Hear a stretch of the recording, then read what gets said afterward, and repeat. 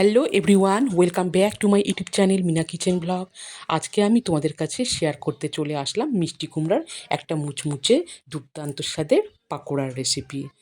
আর চলো তাহলে আজকের এই মুচমুচে একটা পামকিনের পাকোড়ার রেসিপি আমি কিভাবে করছি তোমরা প্রথম থেকে শেষ পর্যন্ত দেখতে থাকো।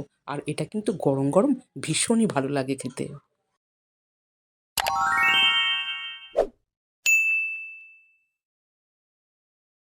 সো গাইস, চলে আসলাম।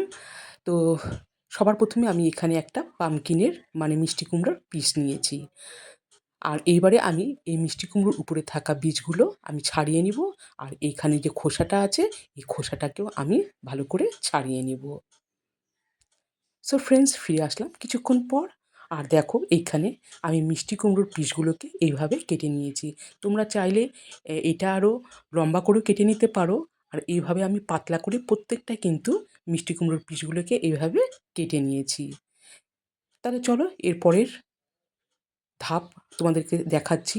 এখন আমি সামান্য পরিমাণে লবণ এই মিষ্টি কুমড়োতে অ্যাড করে আমি মিশিয়ে নিচ্ছি।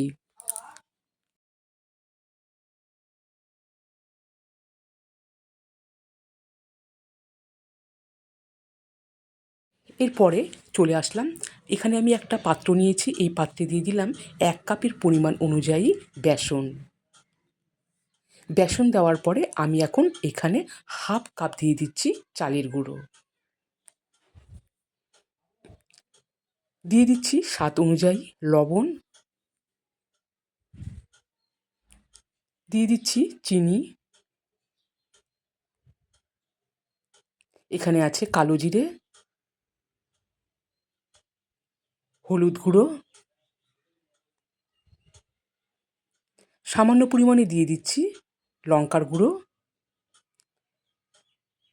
আর এখানে আছে গোটা পোস্ত। আর দিয়ে দিচ্ছি গরম মশলার গুঁড়ো। সমস্ত উপকরণ আমি আগে এখন চামচ দিয়ে এটাকে ভালো করে মিশিয়ে নিব।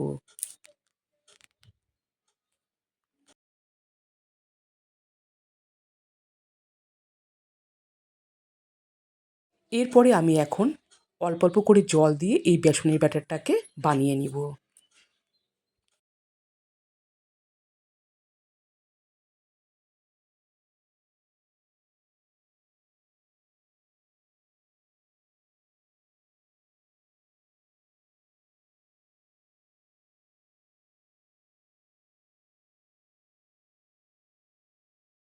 সো গাইস, দেখো আমি এখন এখানে বেসনের ব্যাটারটাকে বানিয়ে নিলাম।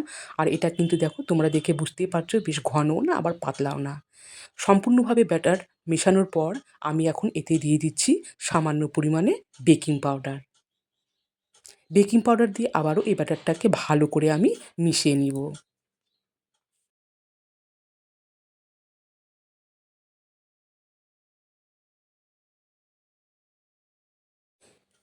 সো গাইস, দেখো বেসনের ব্যাটারটাও আমি ভালো করে করে নিলাম। আর ওভেনে আমি আগে থেকে কড়াইয়ে তেল দিয়ে দিয়েছিলাম, সোয়াবিন অয়েল। তেল গরম হয়ে গেলে মিডিয়াম আঁচে রেখে এখন আমি এই একটা একটা করে মিষ্টি কুমড়োর পিসগুলোকে বেসনের ব্যাটারের মধ্যে ভালো করে এপিট ওপিট করে মিশিয়ে নিয়ে মিডিয়াম আঁচে রেখে তেলে ভেজে নিব।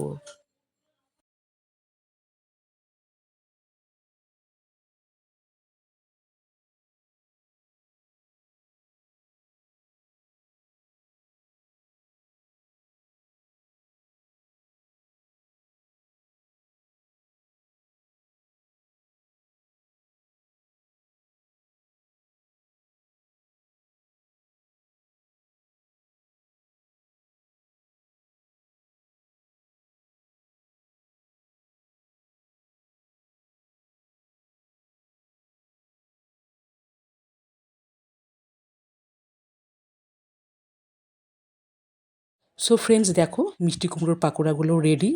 এই অবস্থায় এখন আমি এই মিষ্টি কুমড়োর পাকোড়াগুলোকে তুলে নিচ্ছি। আর বাদবাকি যেগুলো আছে ঠিক একইভাবে আমি ভেজে তুলে নিব।